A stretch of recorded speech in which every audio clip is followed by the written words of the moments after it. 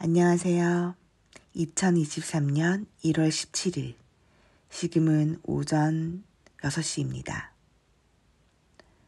오늘도 내가 틀릴 수도 있습니다 중 가만히 있어도 불편한 삶 일부분을 함께 하겠습니다. 책에서 나티코는 대기업에 들어가서 남들이 보기에 번듯한 성공의 길을 걷고 있었습니다. 그런데 왜 그 길을 버리고 스님이라는 길을 택하게 됐을까요? 들어가 보겠습니다. 머릿속은 그 주에 처리할 업무를 생각하느라 분주했습니다. 제 역량으로는 도저히 감당하지 못할 것 같은 일도 있었습니다. 경영진 회의에서 마드리드 외곽의 탄산 공장 증설 안건에 대해 의견을 제시해야 했고 스웨덴 본사에 분기 보고서도 제출해야 했지요. 아직 여유를 즐길 수 있는 일요일 오후였지만 마음속에는 다가올 업무 때문에 불안이 가득해 가만히 있어도 쉬는 것 같지 않았습니다. 그게 어떤 기분인지 다들 알 겁니다. 그런 정신 상태에서는 모든 생각이 시커먼 필터를 통과하는 것 같았습니다. 무엇을 떠올리든 불안과 걱정, 허탈감과 무력감으로 이어집니다. 그때 제 마음이 말했습니다. 어떻게 하면 이런 기분에서 벗어날 수 있을까? 여기 누워서 아무런 생각만 계속하고 있어봤자 나한테 좋을 게 하나도 없잖아. 문득 그때 읽던 책이 떠올랐습니다. 실은 이미 3번째 읽고 있던 책이었지요. 상당히 난해한 내용이라 3번이나 꼼꼼하게 읽었는데도 30에서 40% 정도밖에 이해하지 못한 듯 했습니다. 선과 모터사이클 관리술이라는 책이었습니다.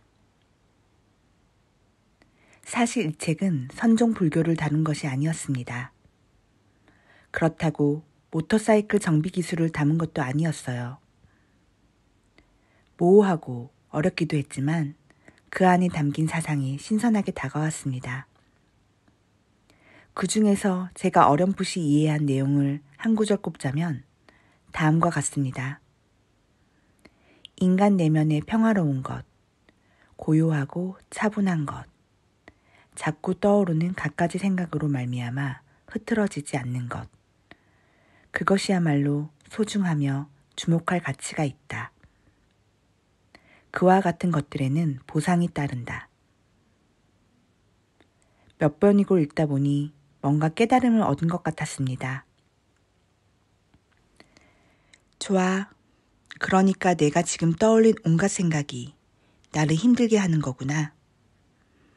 그런 생각을 차단하기란 불가능한 것 같군. 긍정적인 자세로 받아들인다고 해도 그건 그냥 가짜겠지. 경영진 회의를 손꼽아 기다리는 척할 순 없잖아. 그렇게까지 얄팍해질 수는 없다고. 내 생각에 빠져서 허우적거리지 않고 마음의 평안을 얻으려면 뭘 어떻게 해야 하는 걸까? 책은 인간 내면에 존재하는 고요함을 찾는 것이 얼마나 중요한지를 강조했습니다. 그런데 도대체 어떻게 해야 찾을 수 있지요? 어떻게 해야 내면의 평온함 쪽으로 방향을 돌릴 수 있나요? 어떻게 해야 하는지 바로 파악할 수는 없었지만 자기 안에서 평온과 고요를 발견할 수 있다는 생각에는 무척 끌렸습니다. 평온을 찾는데 명상이 좋다는 이야기를 들어본 적이 있었습니다. 그렇지만 명상이 실제로 어떻게 이루어지는지에 대해서는 아는 게 거의 없었습니다. 명상하는 사람들이 호흡에 무척 집중하는 것으로 봐서는 호흡과 관련 있지 않을까 짐작하는 정도였지요. 딱히 힘들 것도 없을 것 같았습니다. 제가 알기론 저 또한 태어난 그 순간부터 줄곧 숨을 쉬고 있었으니까요. 물론 명상하는 사람들은 평소에 제가 숨을 쉬는 방식과 다르게 호흡에 관여하고 또 그 호흡을 관찰한다고 들었습니다. 그렇다면 저도 그렇게 하면 되지 않을까요? 한번 시도해 보기로 했습니다. 그래서 숨쉬기를 처음 하는 사람처럼 제 호흡을 추적하기 시작했습니다. 자, 이제 숨을 들이마시는 거야. 다 마셨으면 다음으로 천천히 내뱉으면 돼. 다 뱉었으면 잠시 멈춰야지. 평생 해오던 일이라 식은 죽 먹기였다거나 호흡에 타고난 재주가 있었다고 주장하진 않겠습니다. 실은 정신이 흐트러지지 않도록 집중력을 유지하느라 무척 애써야만 했습니다.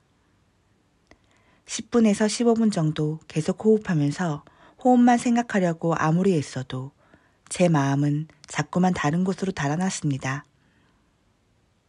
경영진 회의에서 뭐라고 말해야 하지? 저녁에 또 가스파초를 먹어야 하나? 언제쯤 스웨덴으로 돌아갈 수 있을까? 여자친구가 왜 나를 찾을까? 그러나 시간이 흐르자 점차 마음이 조금이나마 잠잠해졌습니다. 괄목할 만하거나 종교적이거나 신비한 변화를 느낀 것은 아니었습니다. 바쁜 일정 속에서 잠시나마 급박한 마감에 시달리지 않는 시기가 찾아왔을 때와 같은 느낌이었습니다. 그것만으로도 급류처럼 휘몰아치는 생각과 어느 정도 거리를 두기엔 충분했지요.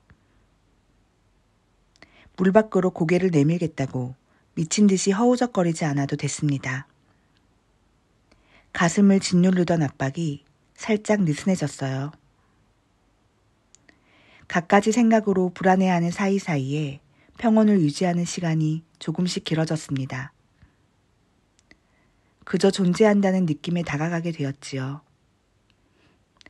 이렇게 비교적 차분해졌을 때였습니다. 제 안의 고요한 공간에서 어떤 생각이 불쑥 떠올랐습니다. 어쩌면 생각이라기보다는 충동에 가까울지도 모르겠군요. 갑작스럽게 제 안에서 튀어나왔거든요. 그것은 일련의 사고 과정에서 도출된 마지막 연결고리도 추론의 결과도 아니었습니다. 실말이나 전제가 아니라 완전한 결론이 되어 제 앞에 불쑥 나타났습니다. 앞으로 나아갈 때가 됐어. 마음을 정하는데 5초도 걸리지 않았습니다. 직장을 그만두고 다 내려놓기로 마음먹자 속이 후련했지요. 그 결정은 위험하면서도 역동적으로 느껴졌습니다. 끌어오르는 에너지가 파도처럼 밀려와 온몸을 휘감는 것 같았습니다. 벌떡 일어나 덩실거리며 춤을 췄습니다. 그때 제 모습은 정글북에 나오는 갈색곰 발루 같아 보였을 거예요. 흥겹고 신이 나 있었지요. 어깨 너머 곁눈질하면서 남들이 어떻게 생각할지 신경 쓰지 않고 스스로 내린 첫 번째 결정이었습니다. 며칠 뒤 저는 사직서를 제출했습니다. 나티코는 성공을 달리던 그 길이 머릿속은 복잡했고 마음은 편하지 못했다고 이야기했습니다. 그리고 명상 후 자신의 마음 깊은 곳에 있던 속마음을 들여다보고 그 길을 내던지기까지 5초도 걸리지 않았다고 합니다. 보통 인생이 큰 결정을 할 때 어떠신가요? 이성적으로 보면 정말 하지 않아야 되는 선택인데 툭하니 선택할 때 있으신가요? 저는 제가 대학원을 그만둘 때가 생각났습니다. 7년 정도 다닌 어느 날 이렇게 살 수는 없다고 생각했습니다. 물론 저는 나티코처럼 용기가 없어가지고 결정을 하고 그만두기까지 몇 개월의 시간이 소요됐습니다.